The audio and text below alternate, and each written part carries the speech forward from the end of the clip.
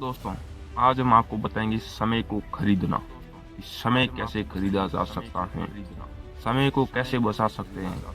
आपको पता है कि समय एकमात्र ऐसी चीज है जिसे आप खरीद नहीं सकते। चाहे पैसा हो, चाहे आपके पास कितना भी धन हो, आप उसको नहीं रोक सकते। वो चलेगा ही चलेगा, वो कभी नहीं रुकने वाला।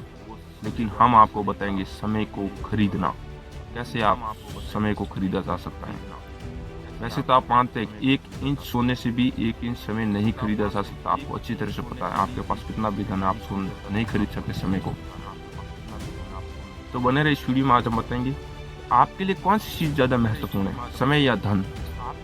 आप इन दोनों में से किसे बचाने की ज्यादा कोशिश करते हैं, समय को ज्यादा बचाएंगे या धन को। जिस व्यक्ति का समय कीमती होता है वो उसे बचाने के लिए उतने ज्यादा पैसे खर्च करने को भी तैयार है। यदि आप समय के बजाय पैसे बचाने की कोशिश करते हैं तो इसका मतलब है कि आप अपने समय को ज़्यादा महत्व नहीं देते।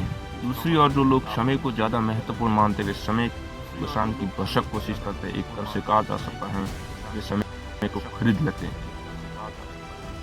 एक चीनी शुक्ति ने कहा था कि समय को नहीं खरीदा जा सकता, लेकिन यकीन माने आप समय खरीद सकते हैं। कंपनियों के मालिक तो करते हैं, जरा सोचे, कंपनी का मालिक जो प्रोडक्ट का उत्पादन नहीं करता, उसका वितरण नहीं करता, उसका प्रबंधन नहीं करता, उन्हें नहीं बेचता, लेकिन मुनाफा उसी को ही होता है।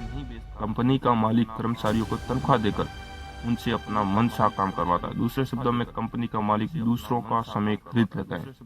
यदि आप समय बचाना चाहते हैं तो आप इस समय के सर्वश्रेष्ठ सिद्धांत को समझे कि समय को कैसे खरीदा जा सकता है। एक उदाहरण में आपके समय का मूल्य 100 रुपए था। अब इस आधार पर आप समय खरीदने का निर्णय ले। एक उदाहरण देखिए, आपको बिजली का बिल जमा करवाना है, जिसके लिए आने जाने और लाइन में खड़े होने में 1.5 घंटे का समय लगता है।